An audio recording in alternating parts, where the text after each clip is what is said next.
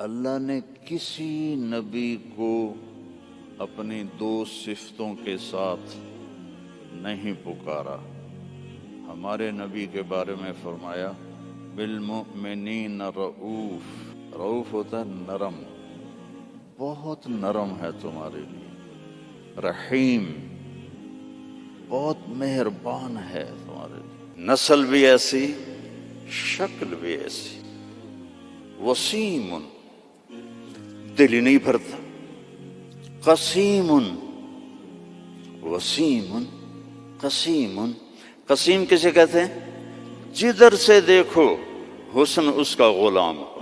تو بھائیو، میرے نبی کی ہر ادا میرے نبی کا فیشن ہے، تو ویسے ہی کرو نا جیسے انہوں نے کیا تھا۔ دوسرے فیشن کیوں اپناتے ہو؟ اللہ بھی تمہیں پیار سے دیکھے گا، اللہ کا حبیب بھی تمہیں پیار سے دیکھے گا۔ ماں باپ کی دعا لو، بیویوں سے حسن سلوک کرو، بیویوں کو محبت کا اظہار کرو، بیویاں اپنے خامند کو محبت کا اظہار کریں۔ اس سے محبت بڑھ، اولاد کو گلے لگاؤ، بار بار حق کرو، یہ نہیں کہ بڑے ہو گئے ہیں آپ کیا کرو۔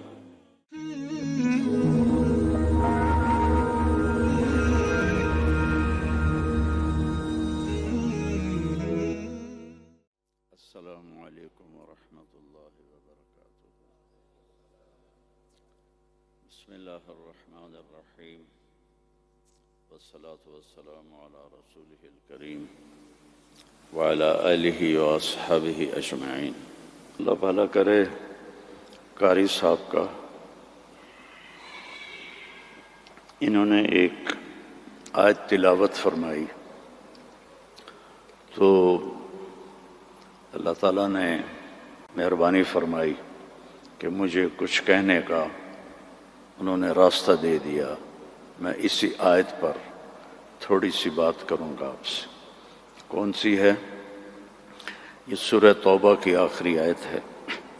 لَقَدْ جَاءَكُمْ رَسُولٌ مِّنْ أَنفُسِكُمْ عَزِيزٌ عَلَيْهِ مَا عَنِتُّمْ حَرِيصٌ عَلَيْكُمْ بالمؤمنین رؤوف الرحیم فإن تولوا فقل حسبی اللہ لا الہ الا ہو علیہ توکلت وہو رب العرش العظیم۔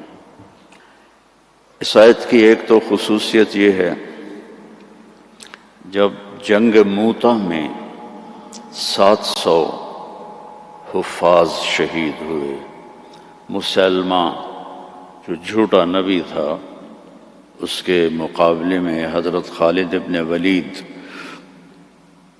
کا لشکر تھا 12,000 اور مسلمہ کا لشکر تھا 60,000۔ تو اس میں مسلمہ کو شکست ہوئی، اور عجیب بات ہے کہ جب وہ لشکر کی کمانڈ کر رہا تھا اور خود لڑ رہا تھا تو اس کی عمر 150 سال تھی۔ اس وقت 150 سال کی عمر میں وہ تلوار اٹھا رہا تھا۔ ہمارے تو 50 سال والے ریٹائر ہو جاتے ہیں، لاٹھی پکڑ لیتے ہیں۔ تو اس میں 700 حفاظ صحابہ شہید ہوئے۔ تو عمر رضی اللہ تعالی عنہ نے ابو بکر رضی اللہ عنہ سے کہا کہ قرآن جمع کرو۔ پہلے جمع نہیں تھا، کوئی آیت کسی کے پاس، کوئی کسی کے پاس، کوئی کسی کے پاس۔ تو اگر ایسے ہی حافظ شہید ہوتے رہے تو یہ تو قرآن ضائع ہو جائے گا۔ وہ فرمانے لگے اللہ کے نبی نے نہیں کیا، میں کیسے کروں؟ تو حضرت عمر نے قائل کیا کہ یہ اب ضرورت ہے۔ خیر وہ بھی راضی ہو گئے۔ تو انہوں نے زید بن ثابت کو بلایا رضی اللہ عنہ، انصاری صحابی، کہ قرآن جمع کرو۔ انہوں نے بھی کہا اللہ کے نبی نے تو کیا نہیں، ہم کیسے کریں؟ پھر ان کو بھی سمجھایا کہ قرآن کی حفاظت کا معاملہ ہے، ٹھیک ہے۔ تو زید بن ثابت نے اپنی طرف سے یہ شرط لگائی اپنی طرف سے کہ جو آیت کم از کم 2 آدمیوں کے پاس لکھی ہوئی ہوگی میں وہ لکھوں گا. اگر کوئی آیت کسی ایک کے پاس لکھی ہوئی ہے وہ میں قرآن میں نہیں لکھوں گا. یہ بات واضح ہوگی میری کہ مقدمات میں بھی کیسز میں بھی 2 کی گواہی ہوتی ہے. تو انہوں نے یہ اپنی طرف سے طے کیا کہ 2 آدمیوں کے پاس ہونی چاہیے آیت. اس آیت کو جب ڈھونڈنے لگے تو وہ صرف ایک آدمی کے پاس تھی، حضرت خزیمہ بن ثابت رضی اللہ عنہ. تو انہوں نے اور تلاش کیا، کسی کے پاس بھی نہیں تھی، صرف حضرت خزیمہ کے پاس تھی.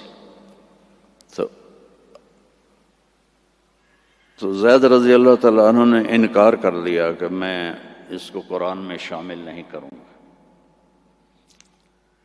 تو وہ فرمانے لگے کہ تمہیں معلوم نہیں میری گواہی 2 کے برابر ہے.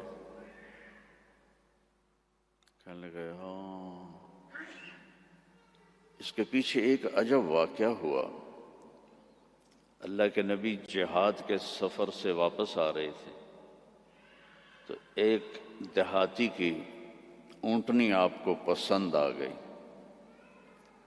تو آپ نے فرمایا بیچو گے؟ اس نے کہا جی بیچوں گا. کتنے لوگ ہیں؟ کہا جی اتنے لوں گا.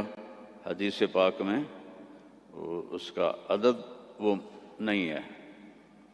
تو آپ نے کہا مدینے چل کے پیسے دے دوں گا. تو اس نے کہا ٹھیک ہے. آپ آگے نکل گئے، پیچھے سے صحابہ پہنچے تو ہر ایک کو وہ اونٹنی پسند آئی. تو انہوں نے اس کو کہنا شروع کیا بیچو گے؟ اتنے پیسے دیں گے. وہ اللہ کے نبی نے جو پیسے لگائے تھے اس سے زیادہ کہنے لگے. تو ان کی نیت خراب ہو گئی. انہوں نے کہا یا رسول اللہ مجھے اب پیسے دو اور اپنی اونٹنی لو.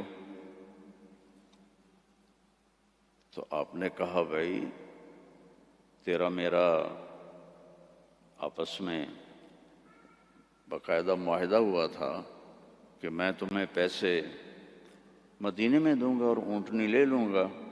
کہ نہیں کوئی نہیں ہے، یا آپ ابھی پیسے دیں اور اونٹنی لیں یا میں آگے بیچتا ہوں. تو آپ نے فرمایا بھائی تم اپنا وعدہ تو یاد کر. کہنے لگا کوئی گواہ پیش کریں. کون تھا گواہ؟ تو کوئی بھی نہیں تھا اس وقت، صرف آپ 2 ہی تھے. تو صحابہ اکٹھے ہو گئے. وہ بدو کہے گواہ لاؤ. آپ فرمائیں گواہ تو کوئی تھا نہیں. تو صحابہ اس کو برا بھلا کہنے لگے کہ تو اللہ کے نبی کو جھٹلاتا ہے. تو اتنے میں خزیمہ بن ثابت رضی اللہ عنہ انہوں نے کہا یا رسول اللہ میں گواہی دیتا ہوں کہ آپ نے یہ اونٹنی کا سودا اسی طرح کیا ہے. تو آپ نے فرمایا تو تھا ہی نہیں، تو کیسے گواہی دیتا ہے؟ کہ یا رسول اللہ آپ آسمان کی خبریں بتاتے ہیں اور ہم کہتے ہیں سچ ہے، تو یہ اونٹنی کی خبر کو سچ نہیں مانیں گے؟ تو آپ اتنا خوش ہوئے کہ آپ نے فرمایا آج کے بعد خزیمہ جہاں بھی گواہی دے گا یہ 2 کے برابر ہوگا.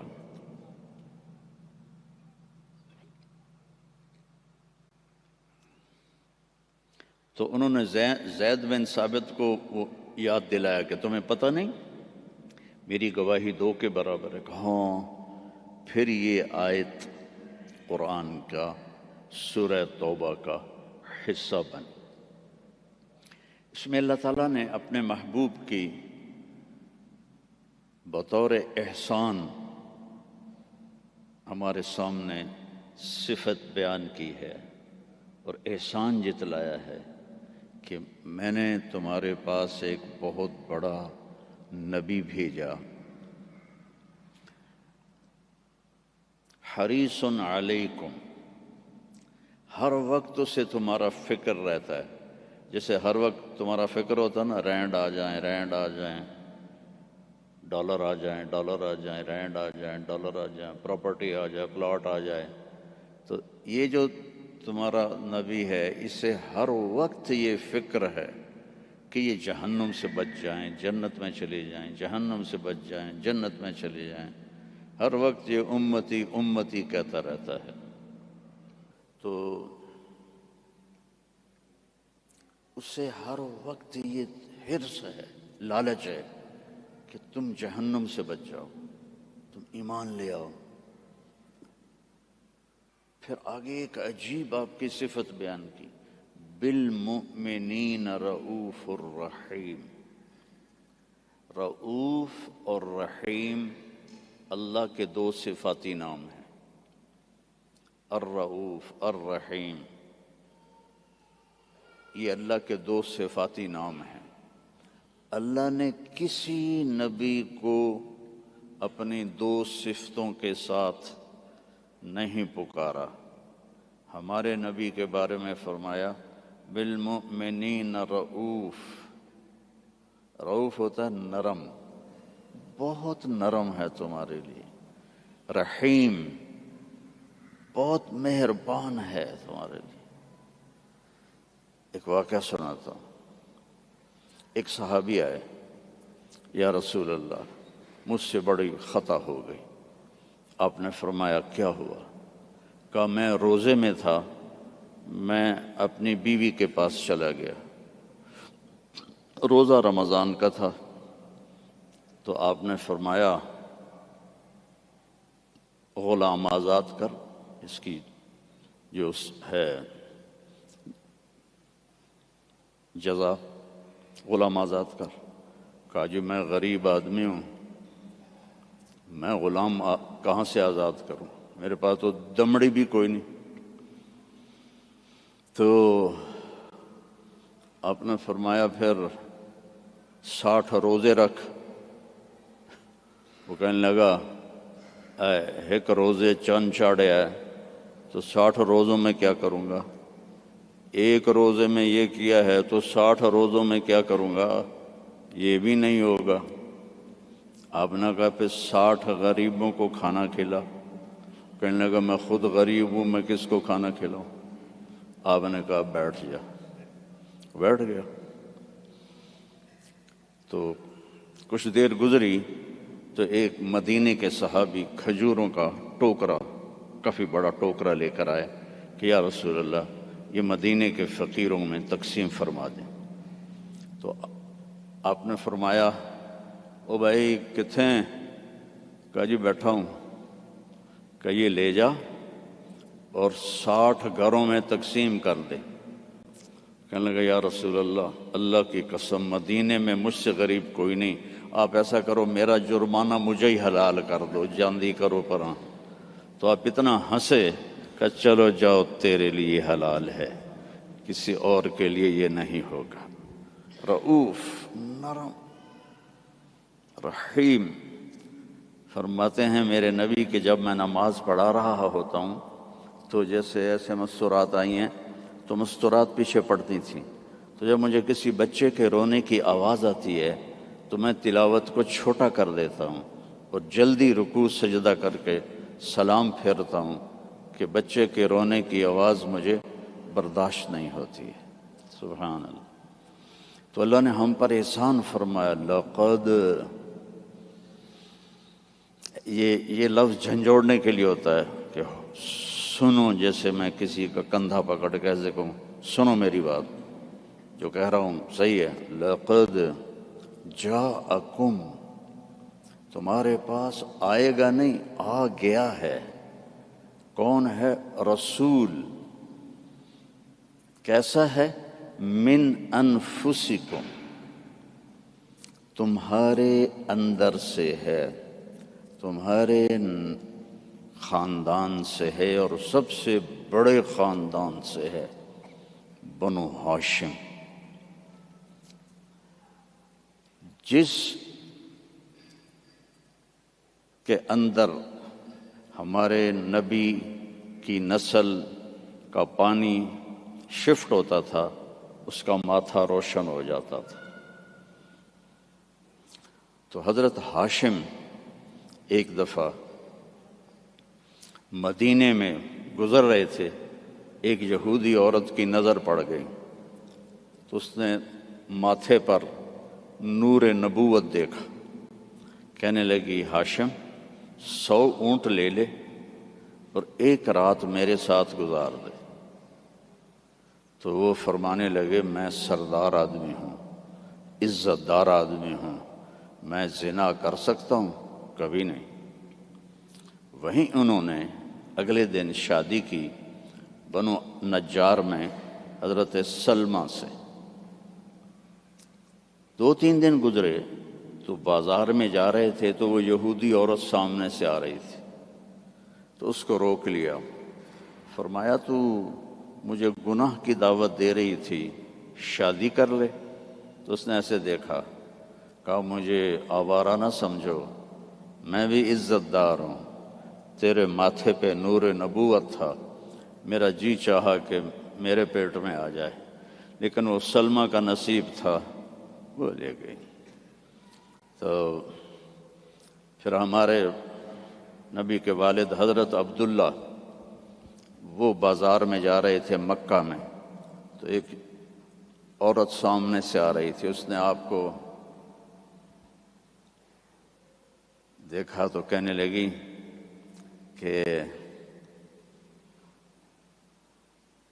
تیری جان کے بچنے میں 100 اونٹ لگے تھے، 100 اونٹ مجھ سے لے لے اور ایک رات میرے پاس گزار لے۔ تو انہوں نے بھی یہی فرمایا کہ میں عزت دار ہوں، یہ نہیں ہو سکتا۔ اس کا کیا مطلب تھا 100 اونٹ تیری جان پہ لگے؟ حضرت عبد المطلب کا ایک ہی بیٹا تھا حضرت حارث، اور زمزم کا کنواں کھود رہے تھے، تو تھک کے بیٹھ جاتے تو کہتے وہ بھی کوئی سردار ہے جس کی اولاد نہ ہو، اگر میرے اللہ نے مجھے 10 بچے دیے تو میں ایک کو اللہ کے نام پہ قربان کروں گا۔ اللہ نے 15 دے دیے تو سب کو اکٹھا کیا اور کہا کہ میں نے منت مانی تھی، ایک کو ذبح کرنا ہے، تیار ہو؟ آج ہمارا بیٹا ہمیں پانی پلانے پہ تیار نہیں ہے، اور وہ 15 کے 15 کہنے لگے تیار ہیں، جس کا ہاتھ پکڑو گے گردن پیش۔ کہنے ایسے نہیں، میں قرعہ ڈالوں گا۔ تو انہوں نے سب کے نام لکھے اور پرچی ڈالی، تو حضرت عبداللہ کا نام نکل آیا۔ سب سے چھوٹے تھے، سب سے پیارے تھے، تو انہوں نے ہاتھ پکڑا اور صفا پہاڑی کی طرف چل پڑے۔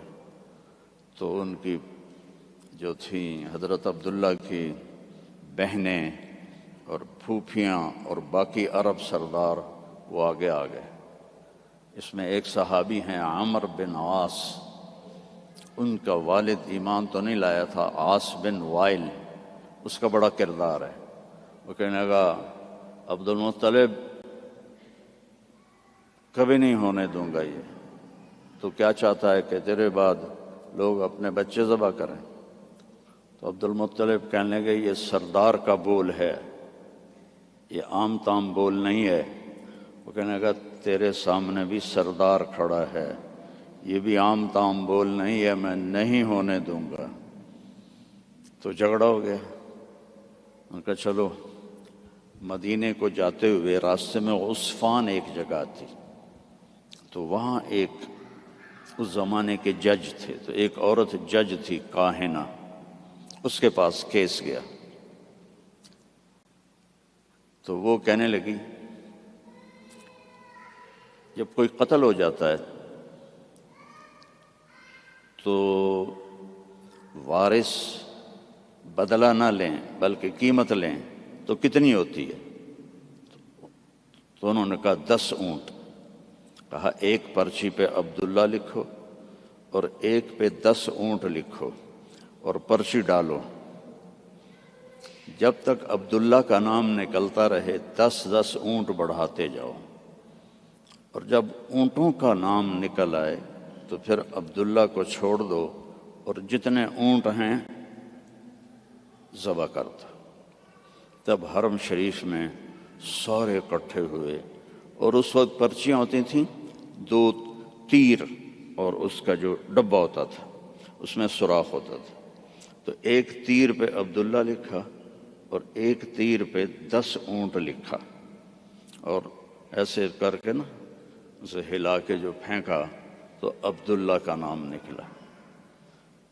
تو انہوں نے پھر اس پر 20 اونٹ اور عبداللہ، پھر ہلا کے پھینکا، عبداللہ نکلا، پھر 30 اونٹ، پھر عبداللہ، 40، پھر عبداللہ، 50، پھر عبداللہ، 60، پھر عبداللہ، 70، پھر عبداللہ، 80، پھر عبداللہ، 90، پھر عبداللہ. اب سب کے رنگ فق ہو گئے. عبد المطلب کے 100 اونٹ تھے تو 100 تک تو ان کو بھی تسلی تھی بھی کوئی گل نہیں، تو بعد میں کیا ہوگا. تو پھر پرچی تو عبداللہ، پھر پرچی ڈالی 100 اونٹ اور عبداللہ. تو جب پرچی نہیں، تیر پہ لکھا 100 اونٹ اور دوسری طرف عبداللہ، تو 100 اونٹ نکل آیا. تو سب نے اللہ اکبر کہا. تو عبد المطلب کہنے لگے نہیں، ایک دفعہ اور کروں گا. پھر ڈالی، 100 اونٹ نکل آئے. تو سب نے کہا اب تو ٹھیک ہے. کہا نہیں، ایک دفعہ اور. پھر تیسری دفعہ کی تو 100 اونٹ نکلے، اور تیسری دفعہ حضرت عبد المطلب راضی ہو گئے اور 100 اونٹ انہوں نے خود ذبح کیے. 100 اونٹ اکیلے نے ذبح کیے. مکے والوں لے جاؤ، اور حضرت عبداللہ کی جان بچی. تو اس عورت نے یہ کہا کہ 100 اونٹ پہ تیری جان بچی تھی، 100 اونٹ میں دیتی ہوں، ایک رات گزار لے. تو انہوں نے بھی وہی کہا جو ان کے دادا نے کہا تھا کہ میں سردار کا بیٹا ہوں. تو لقد جاءکم رسول من انفسکم،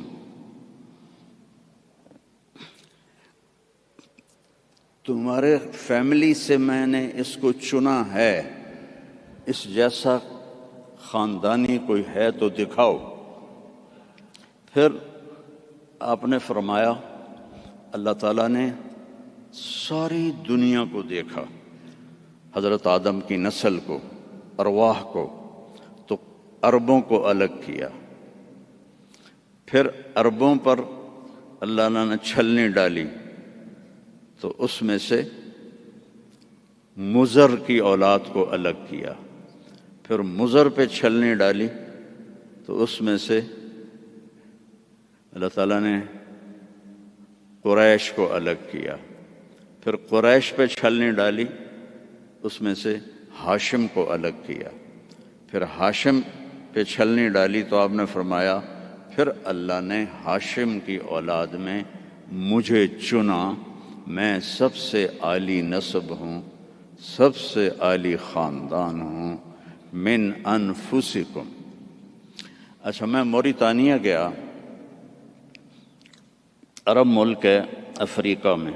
ہاں، میں تو افریقہ ہی بیٹھا ہوں نا، مجھے یاد ہی نہیں. تو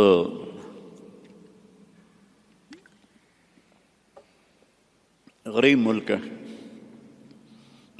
مالکی مذہب ہے وہاں. وہ اس آیت کو پڑھتے ہیں لقد جاءکم رسول من انفسکم. فا کے اوپر زبر پڑھتے ہیں، ہم فا کے اوپر پیش پڑھتے ہیں. من انفسکم، من انفسکم، اور کئی قرآن میں الفاظ ایسے ہیں کہ چونکہ اس کی 7 قراتیں ہیں تو پھر مجھے اس کا مطلب دوسرا سمجھ میں آیا۔ انفسکم تو ہے خاندان کی عزت اور اونچائی اور بلندی۔ ایک دفعہ حضرت معاویہ سے کسی نے پوچھا بنو امیہ اور بنو ہاشم میں کیا فرق ہے؟ کہنے لگے ہم شریف لوگ تھے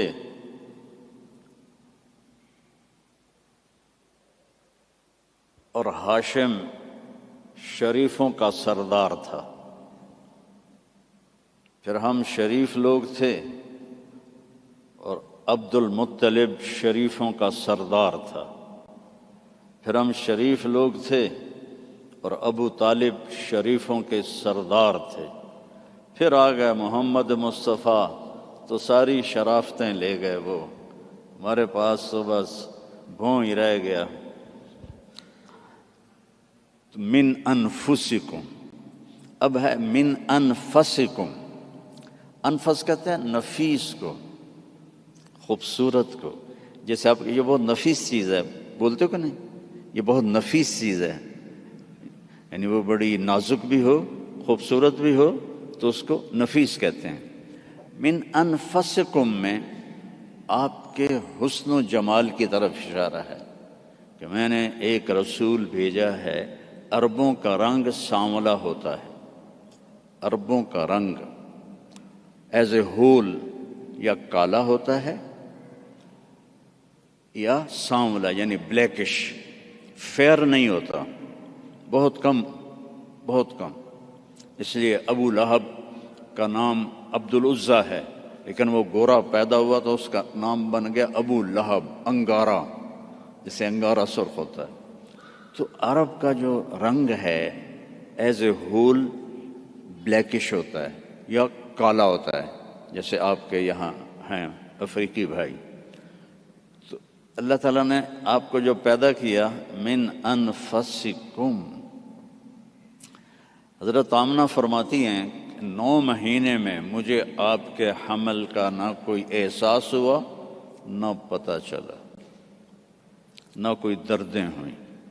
جب پیدا ہوئے تو کوئی درد نہیں لگا، کوئی درد نہیں لگا، اور جب آپ پیدا ہوئے تو ماں کے پیٹ سے جو بہت ساری چیزیں نکلتی ہیں ایک قطرہ باہر نہیں نکلا، اور جب آپ پیدا ہوئے تو بچے کے اوپر بہت سارا کیچڑ ہوتا ہے، اس کو پھر نہلاتے ہیں، آپ صاف ستھرے پیدا ہوئے، بالکل صاف۔ پھر بچے کی یہ ناف اور ماں کی جو آنت ہوتی ہے وہ ملی ہوتی ہے، اس کو باہر کاٹتے ہیں، آپ اپنی ناف الگ کے ساتھ پیدا ہوئے، کاٹی نہیں گئی۔ پھر ختنہ ہوتا ہے، آپ کا ختنہ ماں کے پیٹ سے ہوا تھا، آپ ختنے کے ساتھ پیدا ہوئے، آپ کی ناف ماں کی آنت سے کٹی ہوئی تھی، اور بچہ پیدا ہوتا ہے تو وہ گندگی سی پھیلتی ہے، جب آپ پیدا ہوئے تو خوشبو پھیل گئی، پورے کمرے میں خوشبو پھیل گئی۔ تو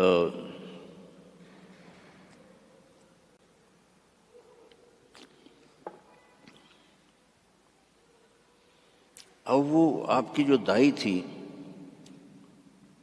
وہ حیران ہو کے دیکھ رہی تھی کہ یہ کیسا بچہ ہے، تو اسی حیرت میں ان کو حضرت آمنہ کے پہلو میں لیٹایا۔ یہ بچہ کتنی عمر کا ہے؟ 15 منٹ 20 منٹ آدھا گھنٹہ، تو آپ ایسے لیٹے ہوئے ہیں، ایک دم کروٹ بدلی جیسے مضبوط آدمی کروٹ بدلتا ہے، اور ہاتھ یہاں رکھے اور یوں سجدے میں چلے گئے، جیسے بڑے سجدہ کرتے ہیں، لیٹے یا نہیں، گھٹنے اٹھائے، ہاتھ اٹھائے اور اس طرح سجدہ کیا آپ نے، اور لمبا سجدہ، اور اس کے بعد آپ نے سجدے سے یوں سر اٹھایا، دونوں ہاتھ سیدھے کیے۔ وہ بچہ تو ہل بھی نہیں سکتا، یہ کیا کر رہا ہے؟ یوں کیے اور سینے کو یہاں کیا اور پھر اس ہاتھ کو اوپر کیا اور اپنا سر بھی اوپر کیا اور انگلی کو ایسے آسمان کی طرف اٹھایا۔ کیا پیغام دیا؟ نماز لے کے آیا ہوں، افریقہ میں آ کے چھوڑ نہ دینا، رینڈ کے پیچھے بھاگتے بھاگتے رینڈ نہ بن جانا۔ پنجابی والے سمجھتے ہوں گے رینڈ کسے کہتے ہیں۔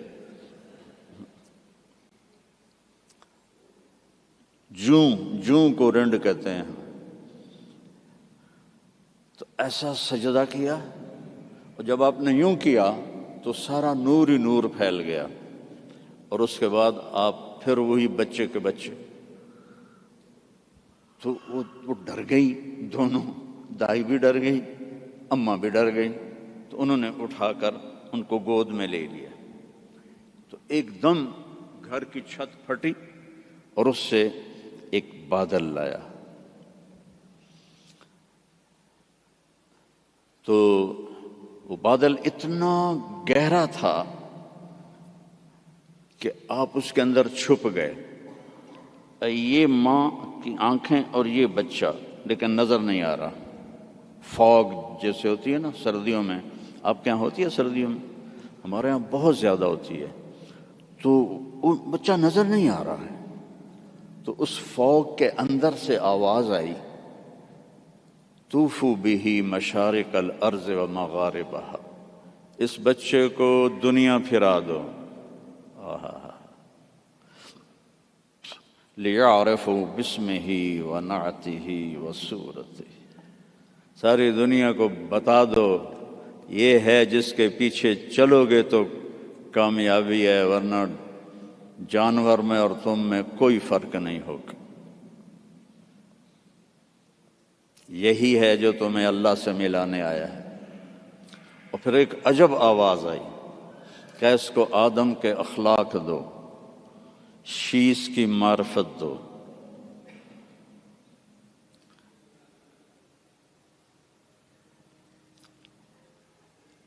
اسے ابراہیم کی قربانی دو،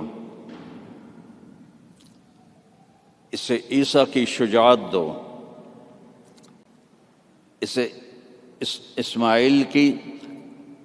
اسے ابراہیم کی دوستی دو، خلیل اللہ، اسماعیل کی قربانی دو، چھری چلوائی، صالح کی فصاحت دو، لوط کی حکمت دو، اسحاق کی رضا دو، یوسف کا حسن دو، موسیٰ کی شدت دو، یوشع کا جہاد دو، دانیال کی محبت دو، الیاس کا وقار دو، داؤد کی شیریں زبان دو،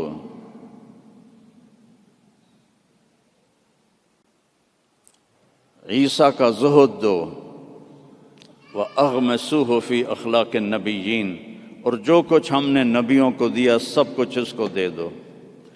15 منٹ میں ہمارے نبی 1.25 لاکھ نبیوں کو جو ملا اندر چلا گیا۔ 63 سال جو پانی دے میں 63 سال جو پرواز کی وہ کیسی ہوگی؟ کوئی اندازہ لگا سکتا ہے؟ میرے نبی کا ایک طریقہ زمین آسمان سے قیمتی۔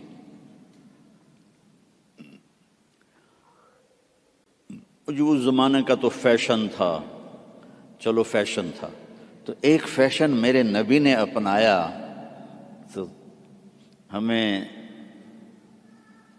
ہمارے اوپر بنتا نہیں کہ ہم بھی اسی فیشن کو پسند کریں۔ کراچی میں ایک دوست کے پاس تھا، تو اس کا بیٹا آیا، ابھی یہ بیٹے نے آ کے مجھے مصافحہ کیا، تو اس کے بال یہاں سے کٹے ہوئے، جی میں بھیڑ منی ہوتی، یہاں سے کٹے ہوئے اور اوپر ایسے۔ میں کہا یہ تو نے بال کیسے بنائے ہوئے ہیں؟ کہنے لگا میسی ایسے بال بناتا ہے۔ میں نے کہا میسی کون ہے؟ مجھے پتہ ہی نہیں تھا۔ میں کہڑے کوئی فٹ بال کھیلے. میں کہا میسی کون ہے؟ کہنے لگا آپ کو میسی کا نہیں پتا؟ میں کہا نہیں بیٹا مجھے نہیں پتا. کہا وہ بہت بڑا فٹ بالر ہے، یہ اس کا فیشن ہے، اس لیے میں نے اس کا فیشن اختیار کیا ہے.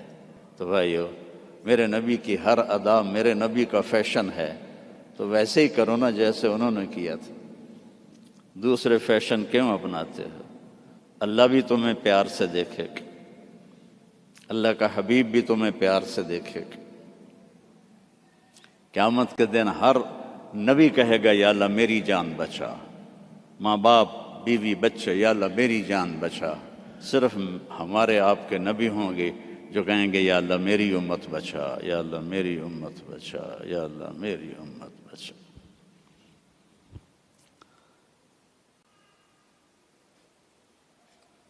یہ تو آپ کی پیدائش ہے. پھر جب آپ خوبرو جوان بنے، کسی نبی کا حلیہ کتابوں میں کوئی نہیں ہے، میرے نبی کا پورا حلیہ موجود ہے. آپ جب ہجرت کر کے گئے اور راستے میں ایک جگہ بھوک لگی تو ایک خیمہ تھا، وہاں ایک بڑھیا مائی بیٹھی ہوئی تھی. تو حضرت ابو بکر نے کہا ماں جی کچھ کھانے کو ملے گا؟ کہا بیٹا کچھ نہیں ہے، قحط کا زمانہ ہے. تو ہمارے نبی نے فرمایا ماں جی اس بکری سے دودھ نکال لوں؟ تو وہ بکری ایک تو وہ اس کی بکرے سے ملائی نہیں ہوئی تھی، اور دوسرا کمزور. تو اس نے کہا بیٹا اس کی تو بکرے سے ملائی بھی نہیں ہوئی، ملاپ ہی نہیں ہوا، اور دوسرا اس کے اوپر صرف کھال ہی کھال ہے، گوشت ہی کوئی نہیں، دودھ کہاں سے آئے گا؟ کہا اب مجھے اجازت دے دو کل لے لو. اب چونکہ وہ ایک بڑی عجیب سی بات ہو رہی تھی نا، تو اس نے آپ کو ایسے غور سے دیکھنا شروع کیا. یا تو یہ کوئی عرب نہیں ہے، یا یہ جانتا نہیں ہے کہ بن بیاہی بکری اور وہ بھی صرف چمڑا، آپ نے ایسے ڈول اس کے نیچے رکھا اور اس کے تھنوں کو ہاتھ لگایا تو وہ لٹک کے نیچے آ گئے. ایک بکری میں ایک گلاس دودھ ہوتا ہے، چھوٹا گلاس. آپ نکالتے گئے، وہ پورا برتن بھر گیا، فل بھر گیا. تو آپ نے پہلے ابو بکر کو پلایا، پھر عامر بن فہیرہ کو پلایا، پھر وہ جو رہبر تھا اس کو پلایا، بعد میں خود پیا، اور پھر بکری کے نیچے بیٹھے، پھر پورا بھر دیا، چھوڑ کے چلے گئے. ایک بکری کی عمر ہوتی ہے میکسیمم 7 سال، اس کے بعد وہ یا ذبح کر لو یا وہ مر جائے گی.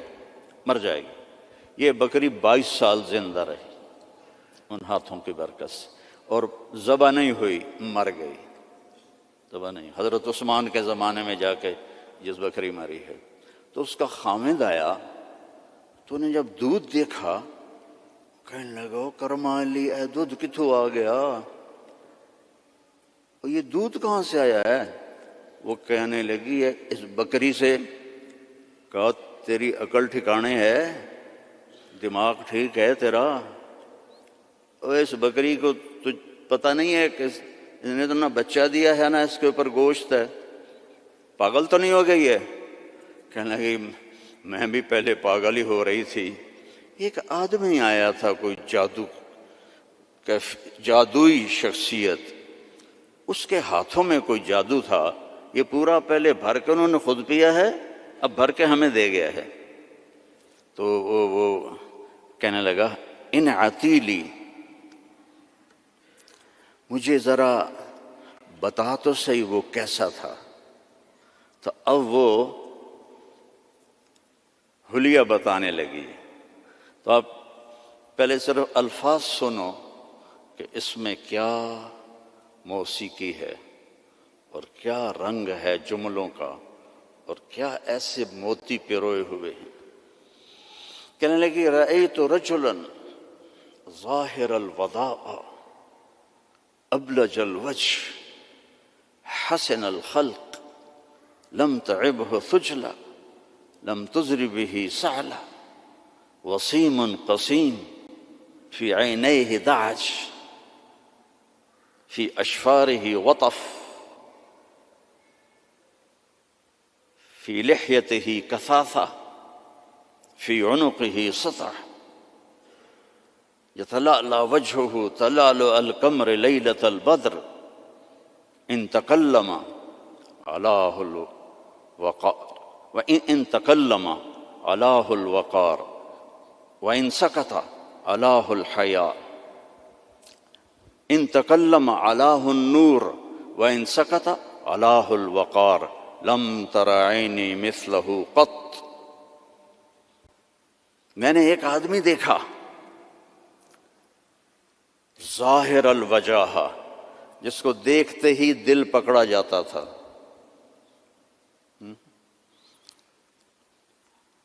کئیوں کو دیکھ کے دل کریں اندر بے نس جاویے. میں اپنی فیملی، ہماری ذمہ دار فیملی، نہ کسی کو پتہ داڑھی کیا ہوتی ہے، پگڑی کیا ہوتی ہے. میں یہ 1971 میں 4 مہینے تبلیغ میں لگائے، داڑھی رکھی.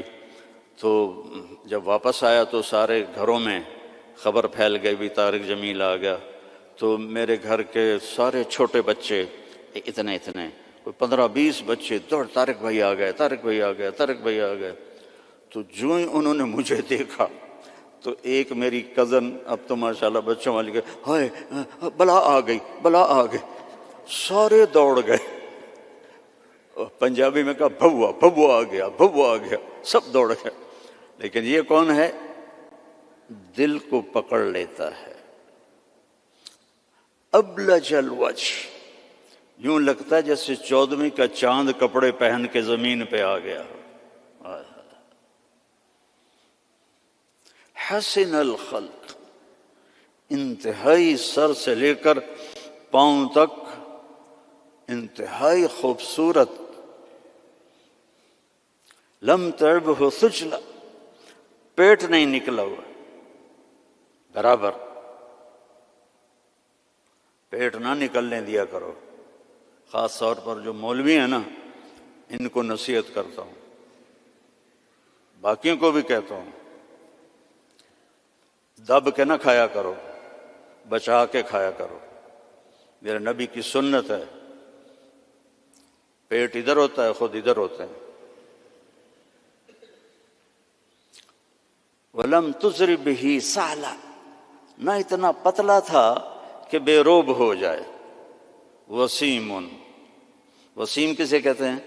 جس کو دیکھنے سے دل نہ بھرے، اس کو وسیم کہتے ہیں. اور یہ دنیا میں ایک آیا ہے، نہ پہلے کوئی آیا نہ آئندہ کوئی آئے گا. یوسف علیہ السلام حسین تھے، ہمارے نبی وسیم تھے. وسیم وہ ہوتا ہے جس کو دیکھ کر جی نہ بھرے، آنکھ نہ بھرے. 93 میں میری جماعت گئی کینیڈا، تو میں نے خود کہا یار وہ نیاگرا دیکھنی ہے. ٹھیک ہے، وہ ہمیں لے گئے. پھر 2000 میں دوبارہ جماعت گئی تو میں نے نہیں کہا، مقامیوں نے کہا نیاگرا چلے. میں نے کہا چلو. تو 97 میں، پہلے 93 پھر 98 نیاگرا چلے. میں نے کہا چلو. پھر 2000 میں پھر میری جماعت گئی تو کہنے لگے مولانا نیاگرا دیکھیں. میں کہا یار پانی ہے ویکھتا لیا ہن کی ویکھنا، دفع کرو دفع کرو. کہا رات کو لائٹیں ہوتی ہیں، بڑا خوبصورت ہوتا ہے. میں کہا رات کو اس نے سونا تو نہیں بڑھنا، پانی بڑھنا ہے نا، دفع کرو. وسیم کون ہوتا ہے؟ جس کو دیکھتے رہو دیکھتے رہو دیکھتے رہو، مر جاؤ پر دیکھنے سے دل نہ بھرے. یہ اللہ نے ایک ہی بنایا، اللہ کی قسم ایک ہی بنایا ہے. محمد بن عبداللہ بن عبد المطلب بن ہاشم بن عبد مناف بن قصی بن کلاب بن مرہ بن کعب بن لوی بن غالب بن فہر بن مالک بن نضر بن کنانہ بن خزیمہ بن مدرکہ بن الیاس بن مدر بن عدنان بن اود بن حمیسہ بن سلامان بن عوس بن بوز بن کموال بن ابی بن عوام بن ناشد بن حزاب بن بلداس بن یدلاف بن طابخ بن جاحم بن ناحش بن ماخی بن عیفی بن عبکر بن عبید بن الدعاء بن حمدان بن سنبر بن یثربی بن یحزن بن یلحن بن ارعوا بن عیدی بن زیشان بن عیسر بن اقناد بن ایہام بن مقصر بن ناحث بن زار بن سمی بن مزی بن عوض بن عرام بن کیدار بن اسماعیل بن ابراہیم بن آذر بن ناحور بن سروج بن رعو بن فائج بن عابر بن ارفخشاد بن سام بن نوح بن لامک بن متوشالہ بن ادریس بن یرد بن ملہل ایل بن قینان بن آنوش بن شیس و بن آدم علیہ السلام. نسل بھی ایسی، شکل بھی ایسی. وسیم، دل ہی نہیں بھرتا. قسیم، وسیم قسیم. قسیم کسے کہتے ہیں؟ جدھر سے دیکھو حسن اس کا غلام ہو. ہم کہتے ہیں یار فلانے کی نا آنکھیں بڑی خوبصورت ہیں. اس کا صاف مطلب ہوتا ہے کہ چہرہ اتنا خوبصورت نہیں ہے، آنکھیں بڑی خوبصورت ہیں. یار ان کے بال بڑے خوبصورت ہیں، یار اس کی باڈی بڑی خوبصورت ہے. اور میرا نبی کیا تھا، اس رب کی قسم جس نے مجھے یہاں کھڑا کیا، آپ کو جمع کیا، ناخن ایک بال سے لے کر پاؤں کے ناخن تک جدھر سے دیکھو گے حسن ہاتھ باندھ کے کھڑا تھا. قسیم،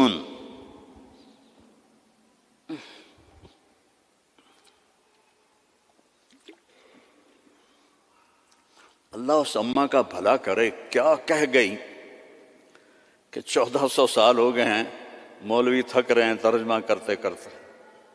اللہ کی قسم یہ بھی تھوڑا میرا عربی کا اللہ نے مجھے ذوق دیا ہے، بڑا ڈھونڈ ڈھانڈ کے میں نے الفاظ، لیکن اللہ کی قسم میں نہیں بیان کر سکتا، نہ کوئی مائک حلال کر سکتا ہے.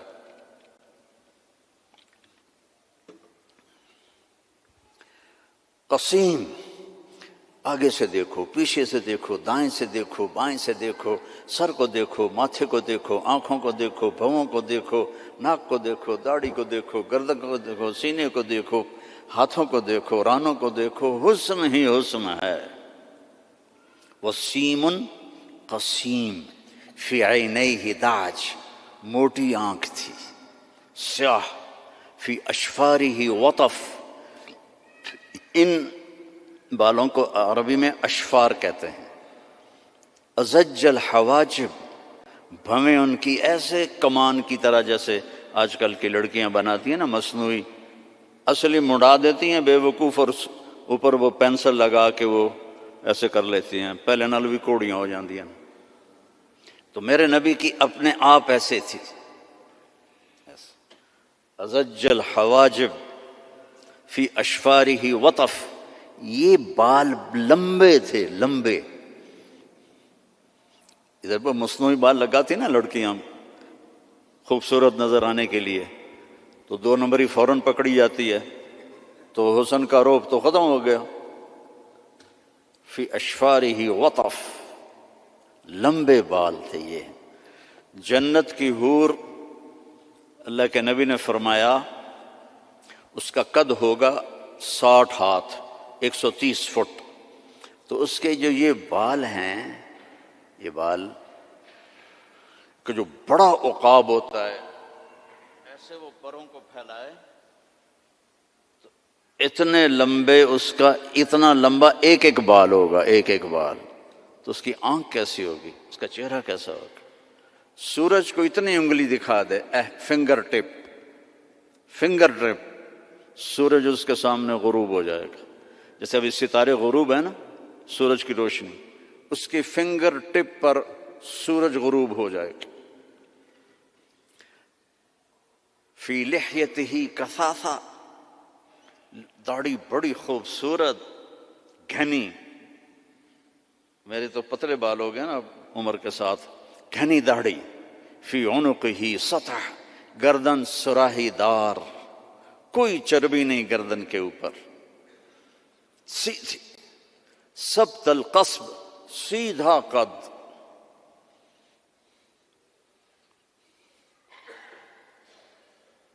طویل الزندین، لمبے بازو،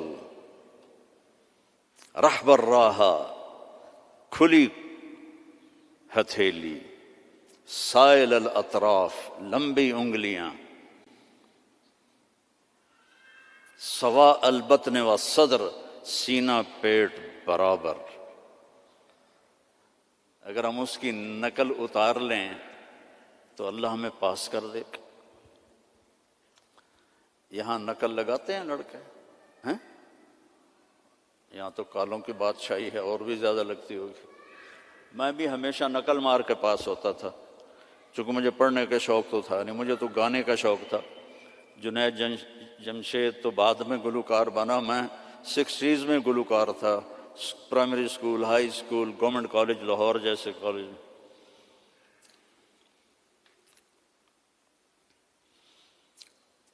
تو اپنے نبی کی نقل مار لو تو پاس نہیں ہو جاؤ گے۔ اللہ کو جو ایک ہی پسند آیا ہے، اور کسی نبی کی اللہ نے قسم نہیں اٹھائی، جیسے ہم نے کہتے تیری جان کی قسم، یہ پیار کی قسم ہے، جائز نہیں ہے، لیکن ہمارے انڈیا پاکستان کے ماحول میں ہے، بھائی تیری جان کی قسم۔ اللہ نے کسی کی قسم نہیں اٹھائی، لعمرک، میرے محبوب تیری جان کی قسم۔ کیا ہوگا وہ یار؟ اس کو سیکھو، اس کو پڑھو، اس کو فالو کرو، اس کی زندگی اپناؤ۔ ایک حدیث بتا کے اجازت لیتا ہوں۔ میرے نبی نے فرمایا 4 کام کر لو، دنیا بھی تمہاری، آخرت بھی تمہاری۔ اے 5واں انگوٹھا میں نہیں رلایا، 4 کام کر لو۔ کیا ہے؟ صدق و حدیث، ہمیشہ سچ بول، جھوٹ نہ بول۔ دوسرا کیا ہے؟ حفظ و امانہ، کسی کو دھوکہ نہ دینا، 2 نمبری نہ کرنا۔ تیسرا کیا ہے؟ حسن و خلیقہ، اخلاق اچھے کرنا، بول میٹھا رکھنا، ماں باپ کی دعائیں لینا، بد دعا نہ لینا۔ امام بخاری نے الادب المفرد میں کتاب التاریخ میں انہوں نے واقعہ نقل کیا ہے کہ ایک گاؤں میں پہنچے تو عصر کے بعد ایک قبر پھٹی اور اس میں سے ایک شخص نکلا، اور اس کا چہرہ سر گدھے کی طرح تھا، تو اس نے 3 دفعہ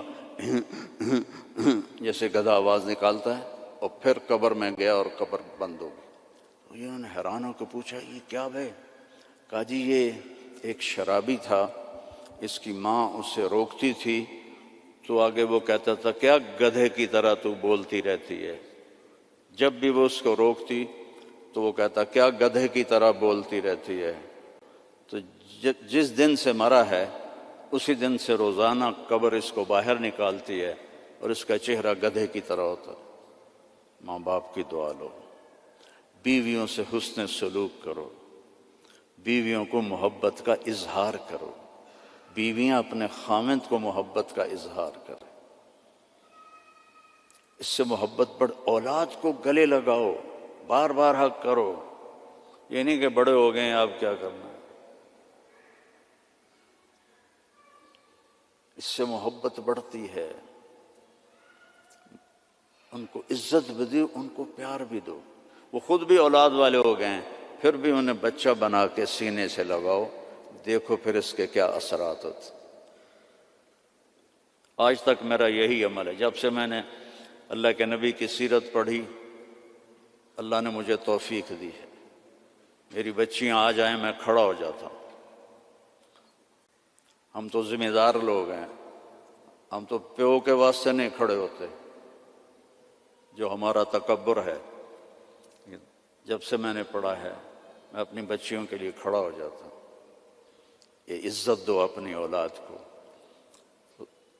وہ تمہیں دل سے پیار کریں۔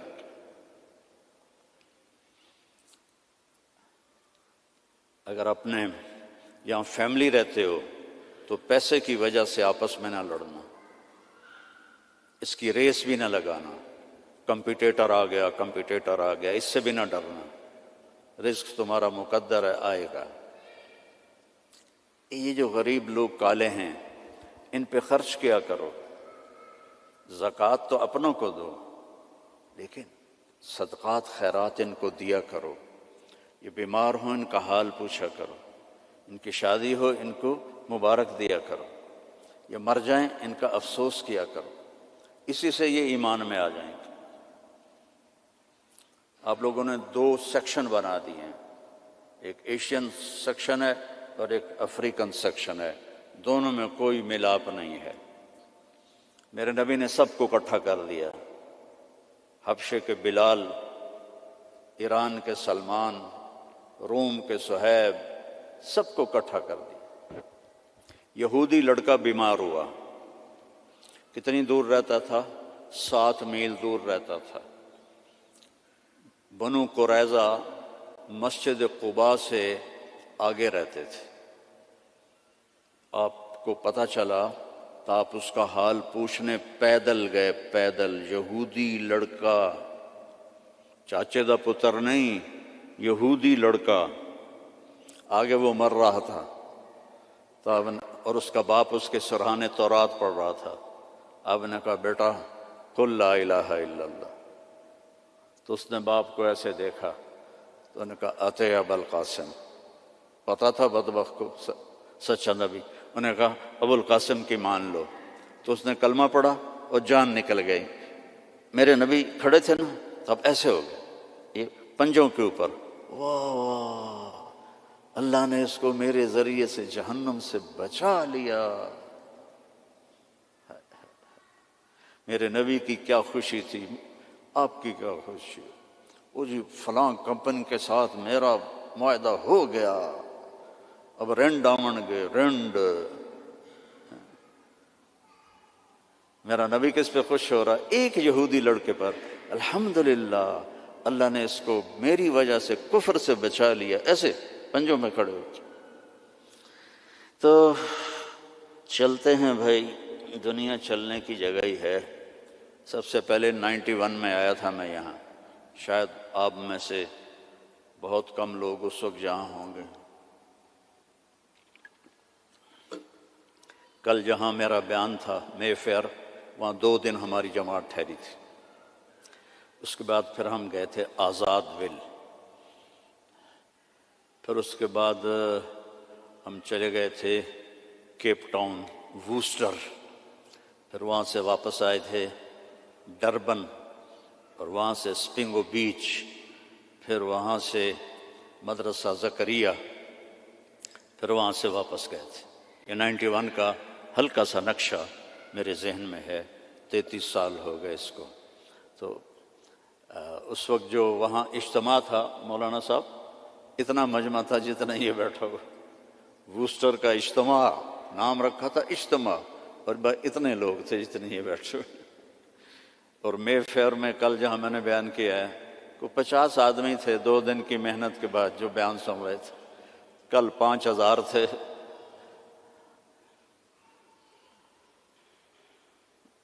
مسجد ہی تنگ پڑ گئی تھی، تو اللہ کا فضل ہے، تبلیغ کا کام یہاں ایسا چل پڑا ہے کہ اس میں 3 دن جایا کرو۔ میں ہر جگہ 3 دن کی تشکیل کرتا ہوں، چونکہ 3 دن آسانی سے آپ کر سکتے ہو۔ 40 دن 4 مہینے اللہ ہمت دے تو لگا لینا، 3 دن لگایا کرو۔ جھوٹ نہیں بولنا، دھوکہ نہیں دینا، گالی نہیں دینی، رزق حرام نہیں کمانا، عفت فی طعمت، چوتھی بات رہ گئی تھی کہ چوتھی بات کیا ہے؟ رزق حلال کماؤ۔ ایک حدیث، سچ، دیانتداری، اچھے اخلاق اور رزق حلال، تو پھر دنیا بھی آپ کی اور جنت بھی آپ کی۔ تو سارے بھائی نیت کرتے ہو نا؟ اور نماز نہیں چھوڑنی۔